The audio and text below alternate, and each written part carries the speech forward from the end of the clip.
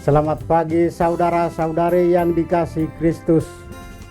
Mari kita mengawali hari baru dengan mendengarkan firman Tuhan yang diambil dari Injil Lukas pasal 15 ayat 1 sampai 3, dilanjut ayat yang ke-11 sampai 32.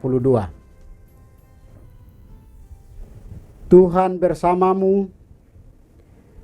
Inilah Injil suci menurut Lukas. Para pemungut cukai dan orang-orang berdosa biasa datang kepada Yesus untuk mendengarkan Dia.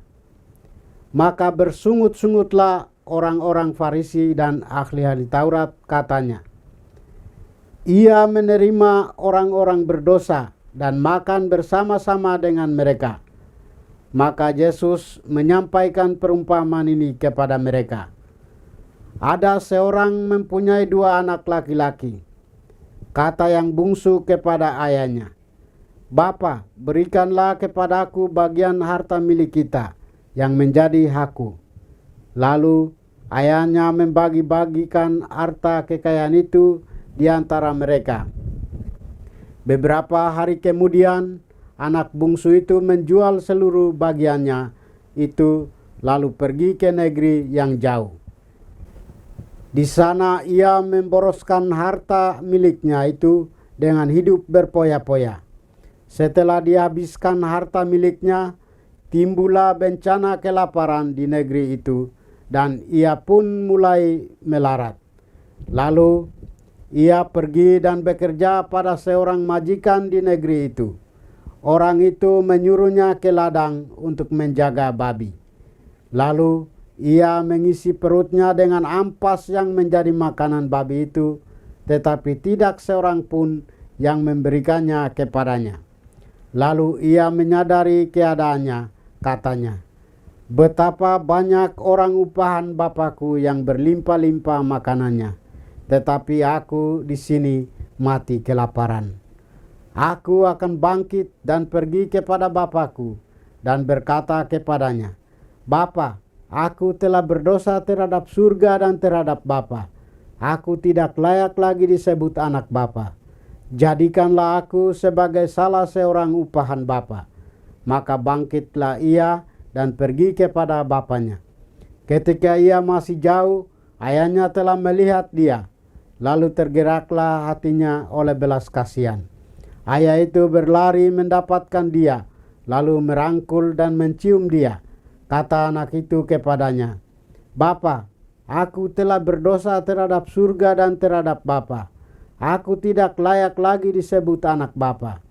Tetapi ayah itu berkata kepada hamba-hambanya, "Lekaslah bawa kemari jubah yang terbaik dan pakaikanlah kepadanya. Kenakanlah cincin pada jarinya dan sepatu pada kakinya. Dan ambillah anak lembu tambun itu, sembelilah dia dan marilah kita makan dan bersukacita.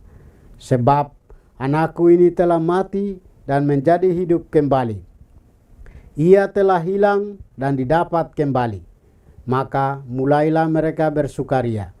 Tetapi anaknya yang sulung sedang berada di ladang. Ketika ia pulang dan dekat ke rumah, ia mendengar bunyi seruling dan nyanyian tari-tarian. Lalu ia memanggil salah seorang hamba dan bertanya kepadanya, "Apa arti semua itu?" Jawab hamba itu, "Adikmu telah kembali dan ayahmu telah menyembelih anak lembu tambun karena ia mendapatkan kembali anak itu dengan selamat." Maka marahlah anak sulung itu dan ia tidak mau masuk. Lalu ayahnya keluar dan berbicara dengan dia. Tetapi ia menjawab ayahnya, katanya, "Telah bertahun-tahun aku bersama dan melayani Bapa, dan belum pernah aku melanggar perintah Bapa. Tetapi kepadaku belum pernah Bapa memberikan seekor anak kambing pun untuk bersukar cita dengan sahabat-sahabatku. Tetapi baru saja datang anak Bapa yang telah memboroskan harta kekayaan Bapa bersama dengan pelacur-pelacur, maka Bapa menyembelih anak lembu tambun itu untuk dia." Kata ayahnya kepadanya, "Anakku, Engkau selalu bersama-sama dengan aku, dan segala kepunyaanku adalah kepunyaanmu. Kita patut bersukacita dan bergembira karena adikmu yang telah mati dan menjadi hidup kembali. Ia telah hilang dan didapat kembali. Demikianlah sabda Tuhan. Saudara-saudari yang dikasihi Kristus, tema yang akan kita renungkan pada hari ini adalah merawat berkat Tuhan. Saudara-saudari, Injil berkisah tentang anak bungsu yang pergi menjauh dari rumahnya. Ia merantau, namun bukan kesuksesan yang diperoleh, tetapi kesengsaraan karena ulahnya sendiri, yaitu memboroskan harta demi hal-hal yang tidak berguna. Ia kemudian menjadi sadar dan mau kembali untuk meminta ampun dari bapaknya. Sekembalinya si bungsu menjadi warta sukacita yang luar biasa bagi sang bapa. Namun reaksi yang sangat kontras ditunjukkan oleh anak yang sulung. Ia marah dan tidak mau ambil bagian dalam pesta keluarga. Sang bapa tidak memarahi si sulung, tetapi mendekatinya dengan penuh kasih dan mengingatkan dia akan suatu hal yang menjadi alasan mereka harus bersukacita, yaitu karena salah seorang anggota keluarganya yang hilang telah kembali, yang mati dan hidup kembali. Saudara-saudari, kita semua pernah jatuh dalam dosa. Namun Allah, Bapa yang Maha Baik, yang mencintai kita dan selalu membuka pintu pertobatan bagi kita, anak-anaknya. Tuhan senantiasa meminta kita semua untuk tidak terus terpendam dalam lumpur dosa, tetapi bangkit dan pulang kembali kepada Allah. Allah adalah Bapa yang selalu merangkul setiap kita yang mau bertobat. Dalam Allah ada kasih dan pengampunan.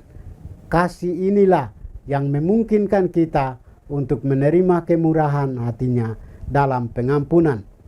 Kita diajak untuk bertobat dengan meninggalkan cara hidup lama, mengembangkan hidup baru sesuai dengan kehendak Allah.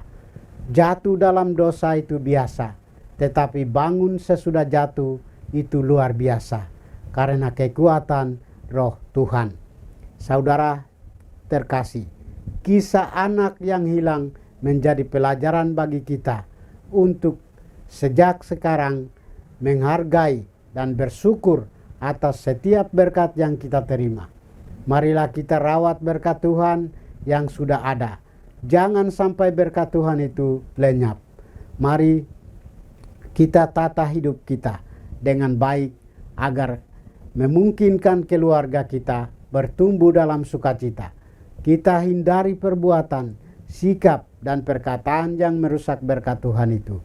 Kita halau godaan yang berpotensi menghancurkan diri, keluarga, dan hidup kita. Dengan demikian, berkat Tuhan itu tak pernah akan hilang, malah melestari untuk selamanya di dalam hidup kita. Semoga demikian. Marilah kita berdoa. Tuhan, pagi ini kembali kami naikkan syukur dan permohonan. Terima kasih sudah menjaga kami saat kami tidur maupun bangun. Terima kasih untuk udara sejuk dan segar pagi ini. Bukalah mata hati kami, mampukan kami memandang kemurahan dan karya-Mu, serta memuji dan memuliakan-Mu melalui pekerjaan dan pelayanan kami hari ini.